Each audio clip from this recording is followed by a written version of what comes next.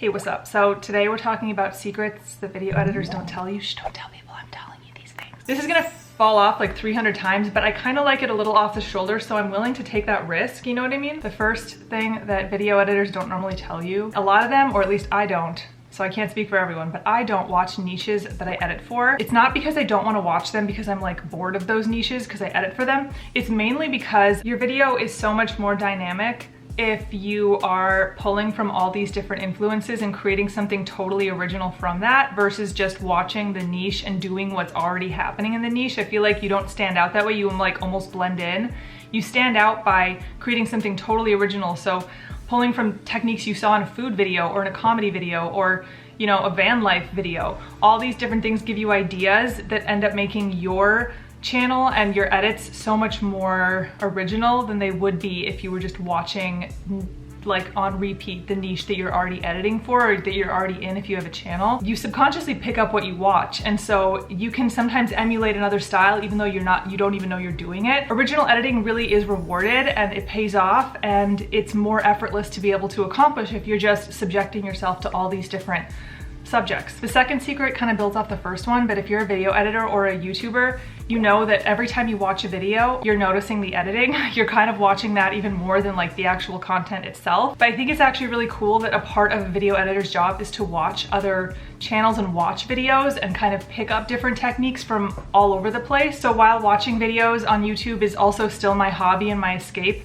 it also serves a purpose and informs a lot of my editing choices. The third secret is that I doubt my editing skills until about the 90% mark. When the video's 90% edited, something in me turns around and is like, oh no, this is gonna be fine. But before that, I'm usually like, this video sucks, this is gonna be terrible. I am creating the worst video ever. And it's just like this downward spiral. So I just wanna remind you that if you're having doubts during that edit, just get yourself to the 90% mark and see how you feel after that, because there's something magical about that last 10%. Everything gets pulled together. You cut a certain sentence, you put B-roll over a certain scene you didn't like, you add text here and it makes more sense for the story. Like, all these little details end up making the hugest difference in the edit at the end of the day. So just wait it out and see how you feel after you're done with the edit, and I guarantee you it's going to be so much better than when you were judging yourself throughout the whole edit. I totally know what I think we all know what it feels like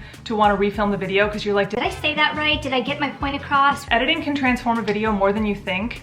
That's the fourth secret. In the book, The War of Art, actually, it talks about how resistance is your main thing you're working against as a creative. This actually happened to me last week. I was filming a really impromptu video. I had no outline. It was 10 minutes of raw footage.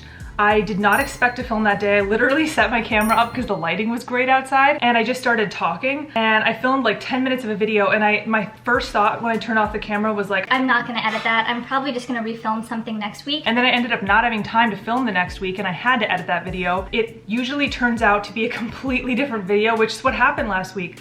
I ended up being able to pull together somewhat of a story in a subject line, and it's also a challenge to you to just edit the video. Don't refilm, because refilming a video is exhausting and it can kind of make you lose the passion for creating at all. You can't see how it's gonna turn out. You're not supposed to when you're filming, but you have to trust that in the editing process, everything will be transformed. Just wait and edit the video and have faith in the whole creative process before you judge the finished product halfway through filming, you know? The fifth secret, and this is the one that people worry about the most. The fifth secret is that we do not judge your mess ups. When you're filming, you're kind of insecure about how somebody's gonna see your raw footage and be like, oh my gosh, look at how many takes it took to say that one sentence. But really, like, the creative process, you have to remember, is really messy. And like, video editors know that. I think that if you're editing for like a TV show or a movie, it's standard to have like a billion takes of something and then just take the best take. Like, it's just normal. And if you think about like painting a picture, if that's a messy process, you're probably gonna have a lot of different takes. You're gonna have to start over sentences again. You're gonna have to mess up a bunch of times. Like, a lot of times that's where you can get really good bloopers and create a lot more comedy and entertainment throughout the video through just using your own mess ups. So like, don't be afraid to mess up. You know what I mean? Like, you have to mess up a lot to actually get to the right take sometimes, and that's kind of what I'm trying to say. If you like these kind of videos about editing, storytelling, YouTube, behind the scenes, subscribe to this channel, and I will see you guys in 2 weeks.